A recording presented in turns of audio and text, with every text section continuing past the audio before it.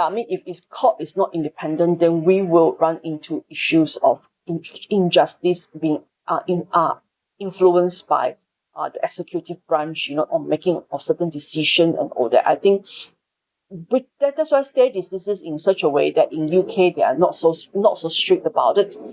That means there's a lot more independence on the judicial branch. You see, so that is very important. We must create that kind of judicial independence from everything else, because in the end, these are the enforcer of the legislation. They are the one that will be not above the monarchy, not above the government. So the government is chosen and the monarchy is not above the law. So the judicial branch must really stand up completely. And that is a system that US have. So US can charge the president of America. You can send him to jail, you see.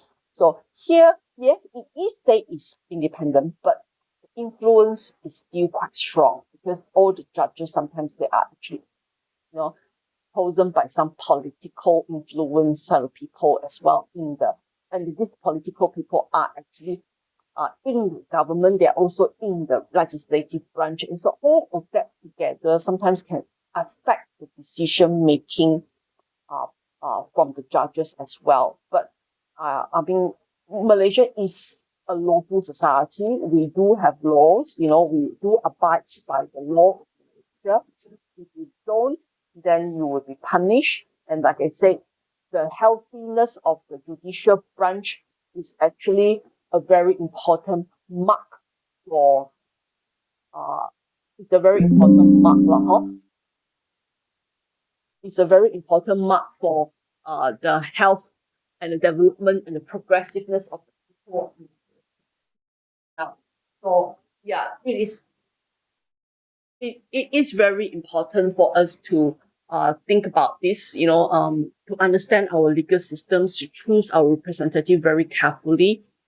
Because we can't amend the constitutions. We're not part of it as well.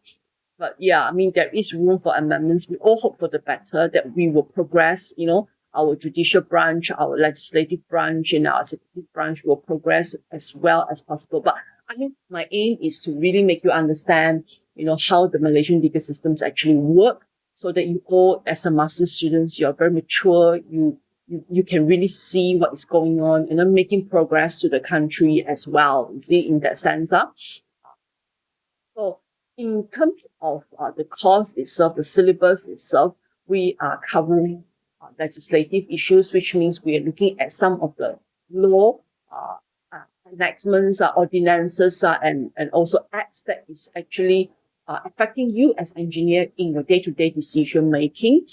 Okay, and then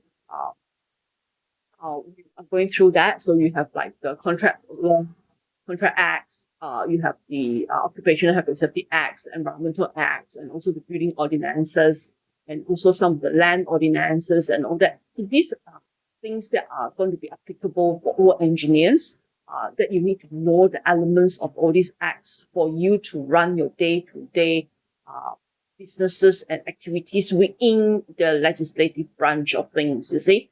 And then, of course, with government authoritative body and all that, we also need to know that, law also, like, our enactments, our law also contributes to the formation of local authorities as well, such as the council, such as KWB, the Naga, SEB, there's just this sort of like more, it's a private business, it's government linked. So it's actually not so, local government agencies, okay? So, so their practices and all that also affect us as engineers as well. So, and their practices, they are called local government, you see. So the local government practices is actually usually under the ordinances as well.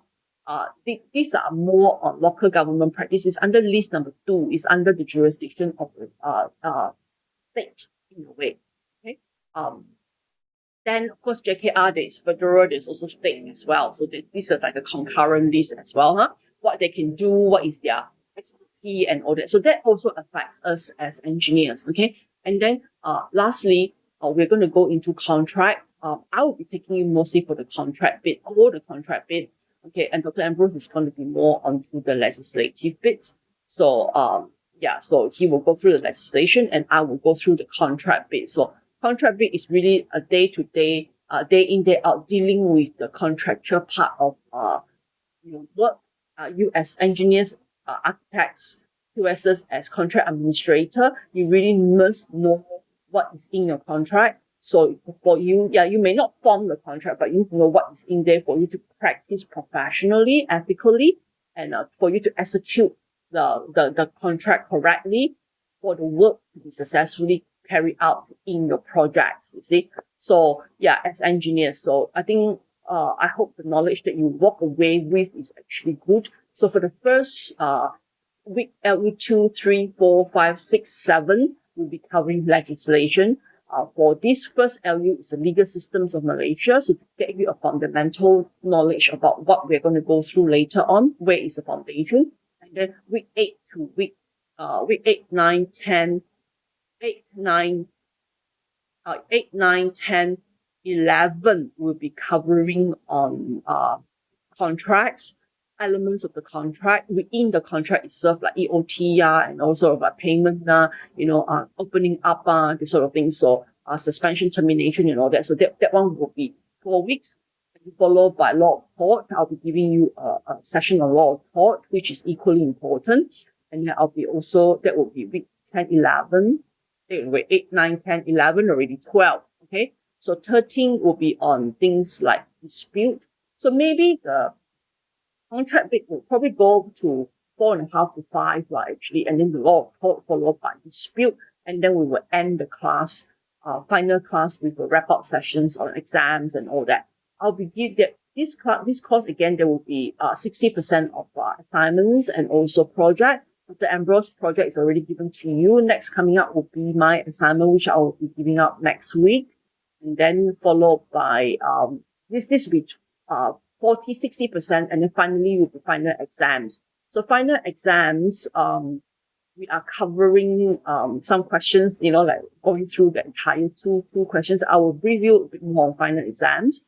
So yes, so these are the as much as possible, we're providing you with the knowledge on legislation and also contracts, the legal systems of Malaysia. So yeah, as an engineer. So the last class, like I said, will be more on dispute resolution, formal dispute resolution, arbitration, SIPA, and all that.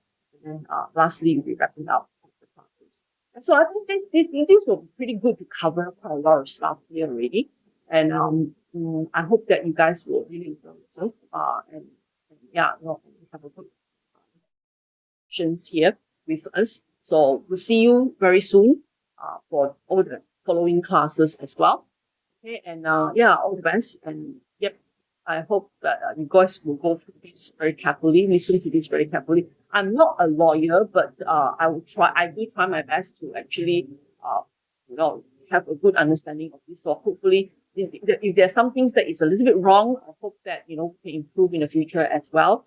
But yeah, read through the notes. A lot of things are in the notes, and and listen to the pre-recorded lectures to beef up on the knowledge. Okay, so thank you so much for listening for this so many hours. Okay, thank you so much.